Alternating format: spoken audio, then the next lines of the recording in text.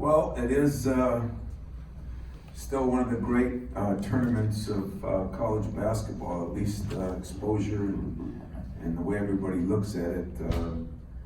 Seems like a long time ago, 25 years ago, that I started in this tournament, but it's another great field, and it'll be a difficult task. It's a difficult trip, as you all know. It's a long ways to go, and we'll be flying out there. It's probably, 10, 11 hours. And what I worry about most is the time difference. That seems to affect the guys not going as much as coming back. But I said after our game on Monday that we needed to have a couple of really good days of practice, just because of all we've gone through. And we had, I thought, a very good day of practice yesterday where we made some real progress, and today will be critical because tomorrow's a travel day, and then Saturday and Sunday are days on the island, which you don't always get as much done as you'd like to. As far as where we're at right now, as I just said, we hadn't had many good days of practice. We've had a couple good days. It's been mentally taxing first part of this season in a lot of respects. Cassius has been incredible under the circumstances. He had maybe one of his best practices yesterday. He led us well, dealing with what he's had to deal with, and so have the other players. So Aaron is back. Practice full go yesterday. No limitations. We did not play him Monday night just because he hadn't practiced in a couple of days, and I thought to give him an extra 2 days, which would have been Monday and Tuesday, since I knew we were off. Now with that, it's good for his ankle, but probably bad for his conditioning, so he's going to have to work on that.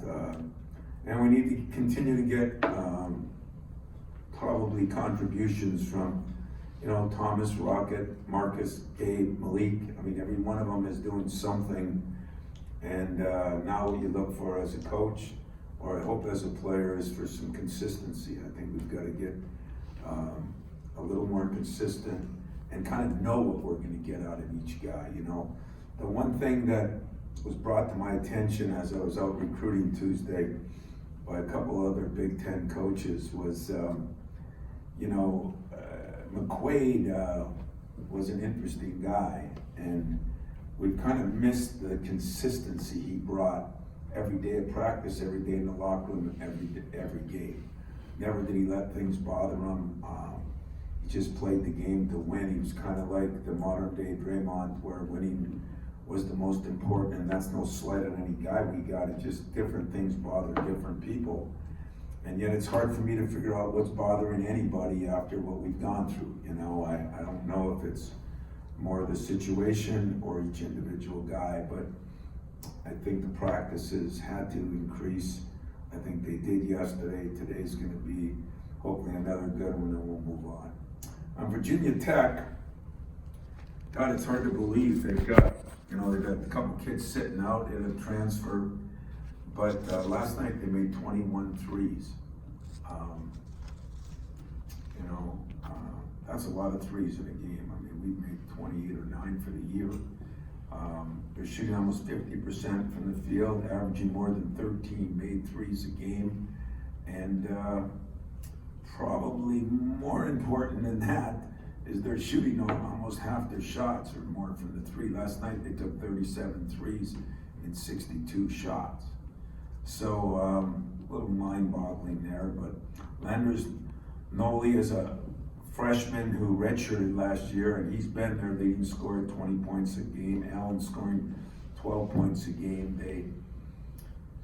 They got a lot of open threes, maybe it's who they played, but they did have a big win at Clemson, which was a conference game to start their season. So I think we got our hands full, after them, where upsets formed, as we always say, they're formed from a lot of times foul trouble or three-point shooting. And, they definitely can shoot the three. Plus, they're very well coached. So I put all those things in a hat and I say we are going to have our hands full if we get bye or lose to them. Either way, we're gonna either play Dayton or Georgia. And that'll be interesting because never been a fan of playing against one of my former assistants. I've had to do it a few times, and if we win and Georgia wins, or if we lose and Georgia loses, you know, we could play them.